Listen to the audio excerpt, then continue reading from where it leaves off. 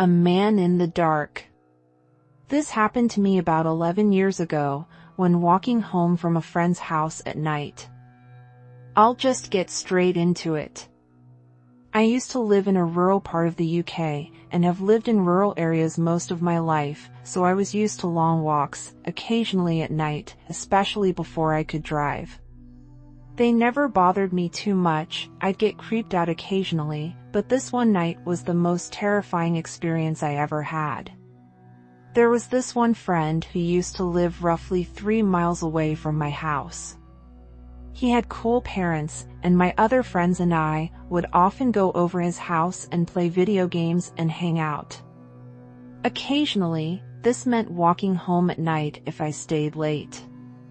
There were 2 ways back from his house: the roadway, which was about 5 miles long, and took about 30 to 45 minutes. The roads were very quiet and eerie sometimes, but they were lit by street lamps, so it never bothered me walking this way. The other way was a shortcut through some woods, which took off about 2 miles, and the wooded bit was about a mile or so long. I often favored the wooded shortcut, and have probably walked it over 100 times. The woods were dark, however, combined with the lack of ambient light due to living in a rural area, and you had absolute abyssal darkness. Luckily, most of the time I had my phone light to walk with, but sometimes my phone would die or the battery would be so low, the flash wouldn't work and I'd have to use my screen light. As you've probably guessed by now, this was one of those occasions. I remember my friends and I had just finished watching a film. It was nearing 10 p.m., so we all left my friend's house and headed our separate ways home. I contemplated briefly which way I should go and decided to take the shortcut through the woods. I started walking away from his house and towards the path that headed into the woods. The streetlights dimmed as I entered the fields before the woods. I glanced at my phone and saw my battery was really low, only enough power left for a couple of minutes of flash, and then I'd have to use my screen for light. That wouldn't last the whole way either. As I saw the tree line approaching, I switched on the flash and followed the well-trodden path into the dark.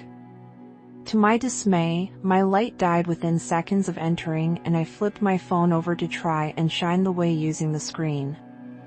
As I walked, I looked out for all of the familiar landmarks I was used to seeing, to ensure I was heading in the right direction. Funky tree stump, check. Half fallen fir tree, check. Enormous puddle I had to jump over, check. All was going well. I was halfway through the woods when my phone completely died. I remember the moment it happened. I was engulfed in darkness. I'm not sure if you've experienced this level of darkness before, but it was so dark, I couldn't even see the outline of my hand right in front of my face. Naturally, my pace slowed considerably, and I started holding my hand out in front of me to make sure I wasn't going to walk into a tree or something. I continued walking for another minute or so, until all of a sudden a pungent smell hit me. It was cigarette smoke. I glanced around but couldn't see anything. Then I heard it, a cough. I wasn't alone. Thoughts raced through my head. Who would be out in the woods in the dark? I started wondering if they were following me. I quickened my pace again, throwing a little caution to the wind.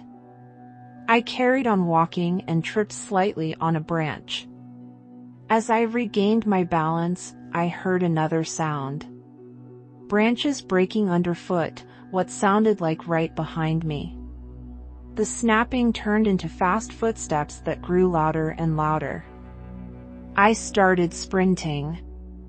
I felt the well-trodden path turn to brush. I felt branches, logs and plants hitting my legs. It wasn't long before I fell down hard. I was lying on the floor, holding my knee.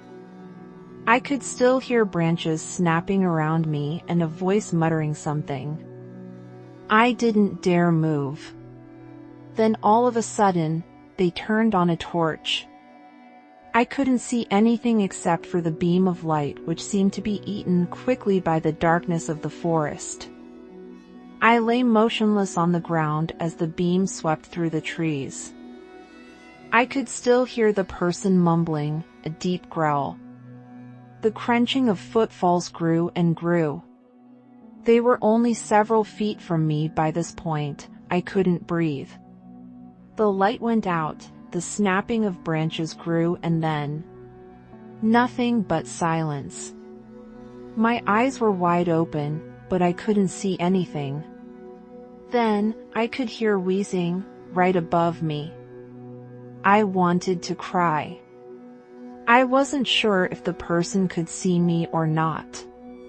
They could have been staring right at me and I wouldn't know. This carried on for about 5 minutes until the crunching of leaves and snapping of twigs started up again and got fainter and fainter as they moved away from me. I remained lying down for another 5 or 10 minutes, contemplating my escape. Like an idiot, I'd ran off the path and wasn't sure which way was back to it, or was home. I didn't really care, I thought. I was going to walk in one direction until I left the woods and get home from there. I knew as soon as I started moving again, if the person was still in the woods, they would hear me. Should I run, or try and sneak out? I opted for the latter. I slowly rose to my feet, listening constantly to my surroundings, picked a direction and started walking. I wasn't perfectly quiet, but quiet enough to be sure I wouldn't be heard from too far away. I kept hearing snapping sounds and rustling in the distance, and every time I froze. I'd hold my breath until I was happy no one was there and then start walking again. I repeated this pattern for what felt like an eternity until eventually I found the path. I screamed for joy in my mind and sped up my pace. After another 10 minutes I saw light. Streetlights filtering in through the trees. I'd never been so happy to see a meager street lamp. But as I progressed to the end of the woods, my heart sank. At the end of the path was a black silhouette. Unmoving, contrasted against the light background was the dark figure of a man. What should I do? Maybe it's a different person, perhaps it's someone walking their dog. I froze and watched them silently, but they didn't move at all. They just stood there like they were guarding the entrance to the woods. I didn't know what to do. By this point, I'd had enough. I was so close to getting out, I decided to just run straight towards the exit, straight towards them. I was a 6-foot young man. If they wanted to stop me, they'd have a hard job of it, I thought. So that's what I did. I started sprinting, the figure grew and grew, and as I reached them, I stepped to the side. I heard someone growl loudly, and felt something clip the back of my head and tug the back of my jacket. I cleared the sheep gate in one leap and sprinted into the light. I eventually stopped running when I could see the first house and looked back. The entrance to the woods was quite far away now, and I couldn't see anyone standing by the entrance. Relaxing a bit more now, I finished my walk home. That's pretty much it. I know I could have overreacted. It could have been someone out for a walk in the woods, a dog walker or camper. But what I thought was strange was that they didn't use their torch except briefly on one occasion. Once they heard me, they also actively seeked me out. Who knows what would have happened if they caught me? In any case, I never walked that way home alone again, not at night anyway.